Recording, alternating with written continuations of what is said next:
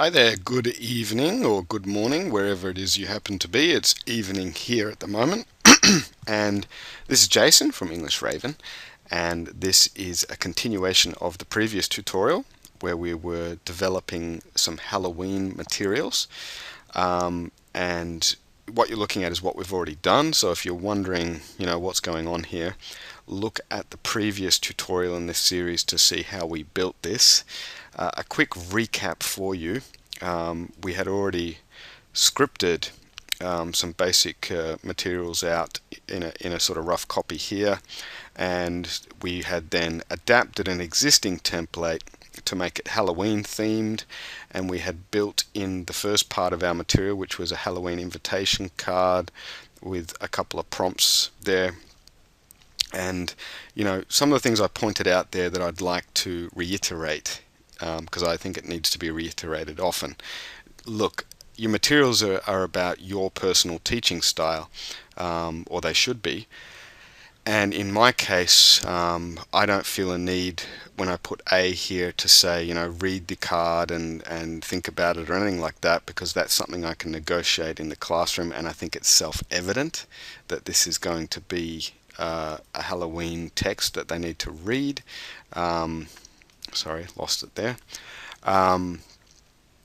So I don't think I need to put a lot of specific rubrics in here, because this is something that I'm going to use in the classroom. And I think a lot of printed materials just overdo it with self-evident stuff. The other thing is, like, this actual card here with the text in it, admittedly it's only a quick one, it's a small one, but I don't feel a need to write out explicit questions here saying, when will the party be, where will it be, what will the host be providing, what do you need to do, because they're all things I would talk about through classroom interaction. I would get the learners to listen to an audio version of this invitation as well as reading it, and then I would just discuss those issues. I would review those sorts of comprehension issues orally with the whole group. But that's me, that's my teaching style. For you, you might do your materials differently. It could also happen to do with the culture or the level of the students that you're teaching.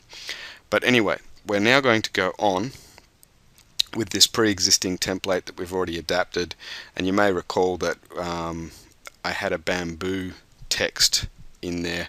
I'm going to get rid of that as well here, because now I'm going to go on to the second part of my material, which is the listening stuff, the conversation, the dialogue, which I've sketched out here, and a couple of follow-up activities for that. Now I'm going to leave this bar in again, because I'm going to do the same thing that I did here, and that is I want language notes. So I'm going to copy that and paste that into the second page and just pull it over like so, because I want to do basically the same thing again. I want for there to be a space to the right of my document to put in language notes. Now you may use that differently. You may put in vocabulary lists, you may put in quick prompts, whatever it is you would like to do with it. But for me, in my personal teaching style, I want something where I can interact with the learners and work with what they know and what comes up in class, and actually document that and work with that on the page. So again, it's all about your personal teaching method and style and what you would like to do with your material. So now I'm going to do the listening part. What I'm going to do is I'm going to go back to my first page again. I'm just going to put in a B segment on the second page. Now what I'm going to do is I'm going to click here to get the A. I'm going to click there just to get that bubble that we made, and then I'm going to hold my shift key down and click on the A, and that groups it together.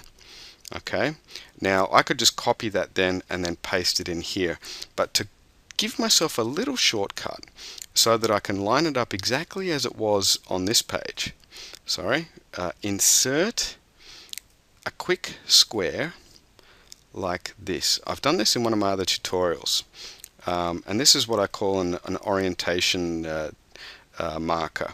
So I click on that bubble, click on the A, and click on the box. Hold your shift key down with each new item that you click on.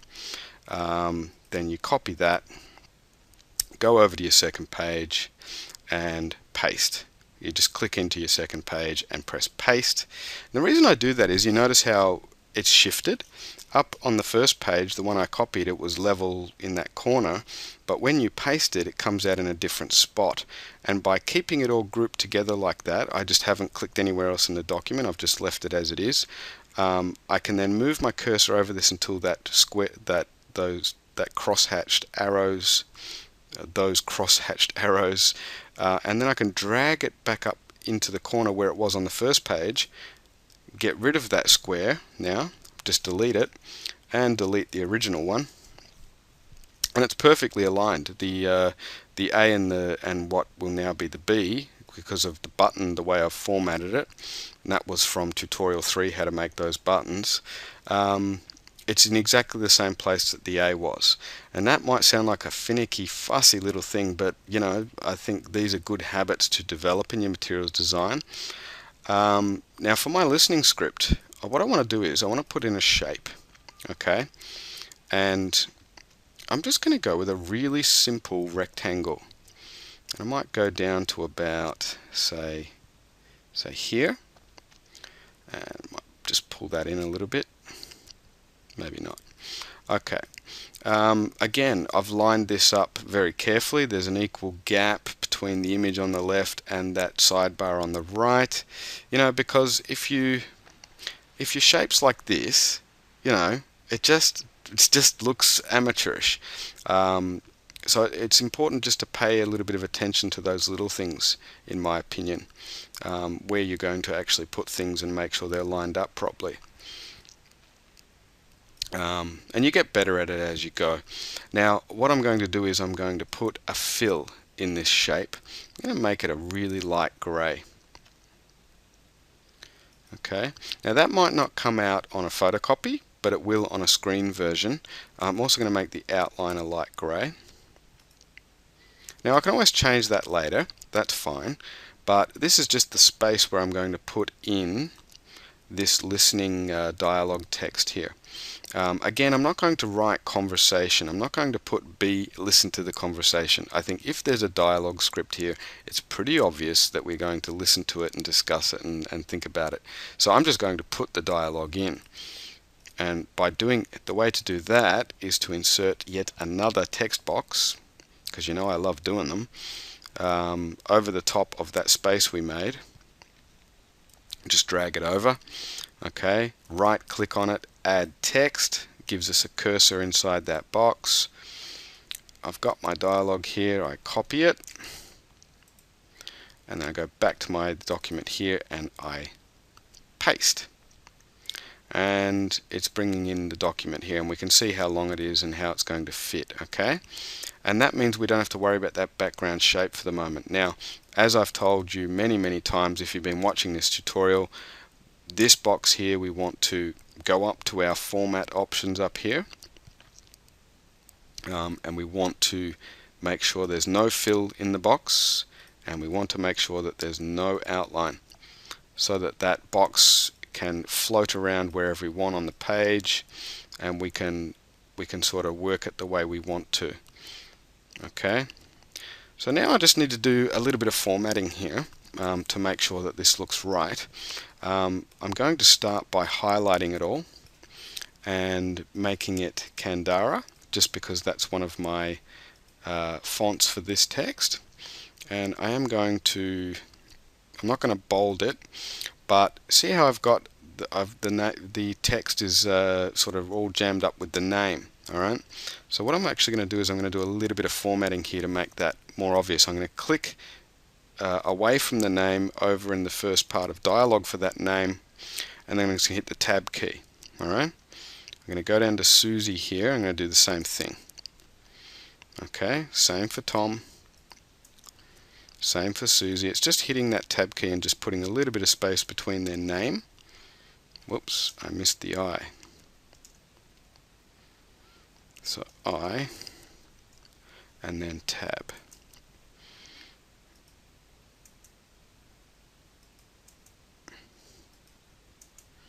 Okay, now notice how these bits of dialogue which were a bit longer and came down a line. I'll just go a bit closer so you can see what I'm doing here. Okay, hopefully that's going to make that a little bit clearer for you. I want to move these over as well. So what I'm going to do is, once Microsoft catches up, good, click next to that, hit Tab, and click next to this and hit Tab. And you notice how it just brought the text over and in line with the rest, so that our name call is separate from the dialogue. And I'm just going to highlight their names just so that they're easy to refer to.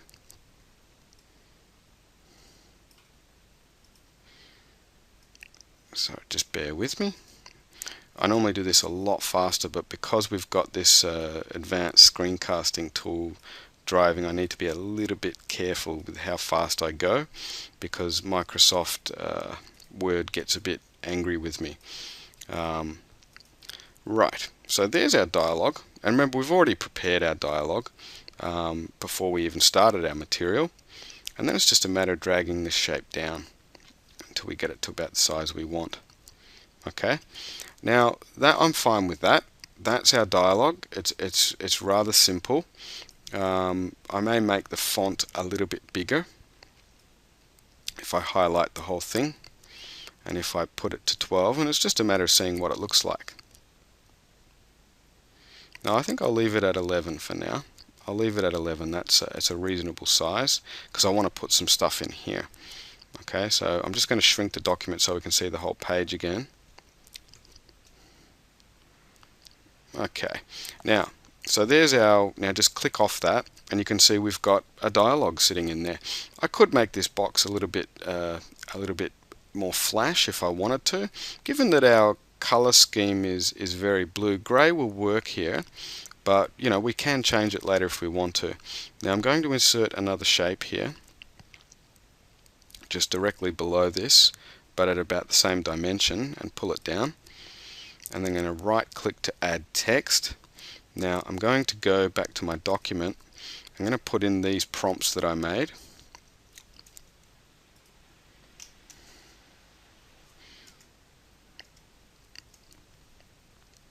And the second one here. Copy and paste. Now that's come out in Calibri in my original document, so I'm going to change the font to Candara, and I'm going to bold that. I'm going to make that 12. I'm going to make that a little bit bigger. Okay, now that's looking pretty good. Now I click on the box, go to my format, get rid of the fill, get rid of the outline, and now you see our text is just floating there. Okay, but it's all beautifully aligned. Now I've got a B1 and a B2 there. What I want to do, as part of my original planning, is I had these two pictures.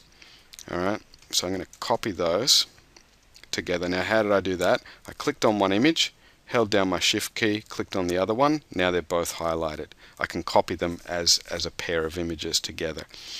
And now I'm not going to press paste while I'm still inside this text box, alright, because otherwise it'll paste it into that text box and then I've got less options for moving stuff around. So I'm going to click off the text box just by going off to the side there, and now I'm going to press paste and our two pictures pop up. Okay, alright, so if I just pull those across to where I think they'll go, alright, like that. And I might need to put this one down yet another one, which is fine because this one is not asking the learners to write anything. This is asking them to role play that conversation, but to change it in a way that's more like using their own content. But what I might like to do is, just to give myself a little bit more space, is I might like to just make these pictures a little bit smaller. And I might like to give them a little bit of formatting, or I might like to leave them as they are.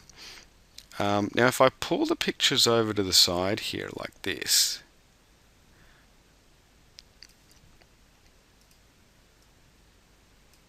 like that, what I'm doing is I'm creating a little bit of space for us to write down some notes here if we want to. or you could leave them together in the middle and then they could write notes to either side. And that's sort of what works for me at the moment. But I'm going to put some borders on these pictures, okay? And that's just by going to Format, and I'll choose orange with our Halloween theme, because it'll come up nicely with the sidebar image there. So I'm just choosing a dark orange color. Okay, and then I'll just give it a little bit of shadow by choosing one of these options here. So I might choose something that just gives them a little bit of shadow. Excuse me. With this version of Microsoft Word, you've got all these really cool options with your picture formatting like that. And I might actually choose those just for something a little bit different, just so they look like swinging windows or buttons there. Okay, I can still put the picture border back on if I want to. That's just something a little bit special that gives it a little bit more of a cool appearance there. There's various ways I could format those pictures, but I'll leave them like that for now. But the question was, which version of Bobbing for Apples do you think Tom from this dialogue has in mind? And by listening and thinking about this dialogue, they'll be able to choose this one over this one. Okay, because Bobbing for Apples is normally this, but there's a variation that involves string, and there's a key bit of text in that gives us an indication that they're actually talking about string. Now I'm actually pretty much finished here now. I've got my reading notice with some prompts, and I've got a listening passage with some prompts. Now, just looking at it, if I go to print preview, yeah, that comes up not too bad, but I'm thinking this grey sort of, I might want to do something a little bit different. So what do? I experiment. I click on that box, go to Format, and for some reason I'm thinking green might look nice, just to give it a little bit more of a highlight. And let's see on the print preview how that comes out. Now, we don't want to go with a color that's too dark, otherwise it's too hard for the learners to see that text. But sometimes a slightly darker background just makes it stand out, makes it easy for the learners to find it. If we say refer to that dialogue, they just go for the green box. And I'm sort of happy with that. I think I might actually keep that, because over here we've got a bright orange thing going, and over here we've got this this green. Now, before I go any further, what I would like to say is, again, this all comes back to your methodology, right? I've got a simple prompt here with a visual for them to choose from based on the dialogue. I'm not going to say here, listen to the text and read the text and think about this or think about that. That stuff I can negotiate with the learners in class. I'll tell you what I might do though, I might bring this down just away from the dialogue a little bit.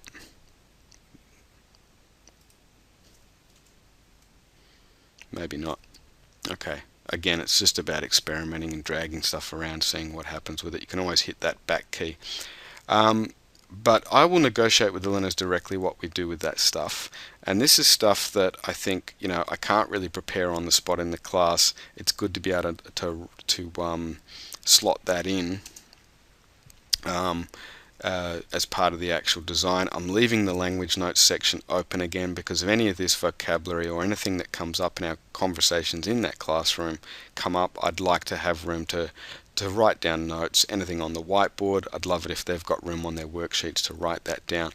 But given that this is a dialogue, and in the next tutorial I'm going to show you how to actually embed an audio recording of that dialogue, but not in this one. I think it's a bit of a waste if we just put the whole dialogue out there like that. I think there's an opportunity for a bit of noticing and language application lost if we just give them the whole dialogue.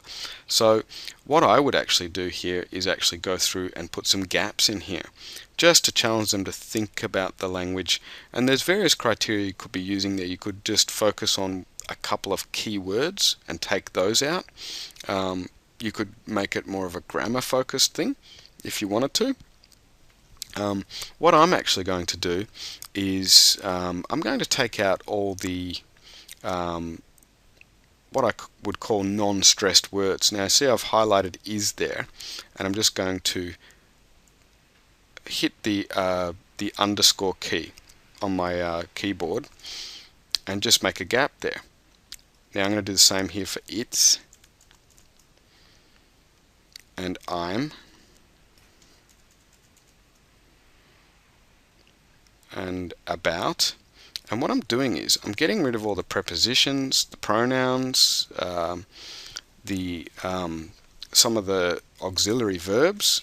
Like, did you get the invitation? Well, I might take out did and you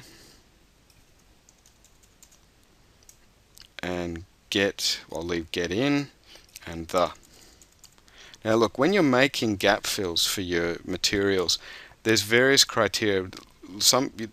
What I don't recommend is you just do it completely at random, because if I go through this whole dialogue and take out all those non-stressed words, it's something else I can teach them about over here in the language notes. And I think in this case for these learners I might have been saying, you know, I think they'll be able to preempt some of these, and it's a really good activity for them to actually try and preempt them and then listen and fill in those words, just to get their language brains clicking over. And none of the words are hard to spell if you're just using the non-stressed elements. The function words in the sentences, they're always very easy to spell, and they're usually pretty short. So it's very easy for them to skim along and fill in the words. But we could ask them to try and fill in the words before they listen and, you know, make a guess. Again, you know, sort of hypothesizing and experimenting with their language. I'm not going to go through all that now because it'll take too long, but that's how I would actually prepare my material. I would go through, in this case, and take out all the function words. Maybe the next text I use with the learners, if there's a listening element, I might take out more of the content words and leave the function words in. And that's that nice flow. That's part of your methodology, you know, how you're varying the language practice from one lesson to the next, one set of materials to the next, that rhythm. And these are the things that textbooks can't always predict or do properly for you. But when you're designing your own materials, you can. So that's our basic worksheet now. I'm just going to go and get rid of everything off this third page, which was from the original. This was the stuff that was made for the template that we used. I'm just going to delete all that. Another way you can do it is just move your cursor and drag it all down and then hit backspace and it'll all disappear for you. But I am going to leave that page blank. Alright, I'm going to leave a third page in there. I'm going to leave it blank. And I might just print that out for my own teaching notes. I might make a bit of a lesson plan on this in terms of how I'm going to actually apply this material. I always leave a dangling third page there. And this might be something that I extend. It might be an extension activity for the learners to do. It might be teacher's notes for myself. And I can file it all together in one file that has the material and has the teacher's notes with it. But again, look, you notice that there's open blanks here. Again, I haven't put in prompts here that ask about any of the skills or functions of the language in here. Again, I'd like to handle that orally in class as we go, as things come up, as they happen, and take notes with the learners which they can fill out on their paper here. I want to keep my options open. I want a bit of core stuff for them to get going with and some sort of thematic input, but I don't want to try and preempt and plan and nitty-gritty detail, have every single thing planned on the page for them to do, because it results in a very stale lesson, and it becomes very predictable, and you know, it's just not as fun to teach that way. So there's our Halloween document. There's our listening activity with a couple of things to follow up, and there's our reading notice that links to that. You know, we've got an initial reading text and some thinking about the general topic. We've got some group work where the learners actually get together and discuss stuff related to this, and then they listen to a conversation for between two students or two young people who also got that invitation and their plans and what they're trying to do. We've given a prompt here for our learners to use this as a model, but to apply the information they came up with here in response to the notice themselves, and to try and slot it into this conversation and redo the conversation. Other things that I don't feel a need to put on the document are the extension activities. Exactly what do I mean by role play the conversation? I might decide in class that I'm going to get them up to get into pairs or groups of 3 and role play this conversation together right there in the classroom. And after they've practiced it a few times, I might ask them to get up and perform their dialogues for the class. Depending on the level and depending on how well that goes, I might even say try to memorize the dialogue, or as much of it as you can. I might do something on the whiteboard along the lines of a disappearing text, something that I picked up from Scott Thornbury and I've actually blogged about. But I want those options. I don't want everything set in stone based on the material. I want the material to be a facilitator and a sort of ideas generator, but not an ideas general, not a sort of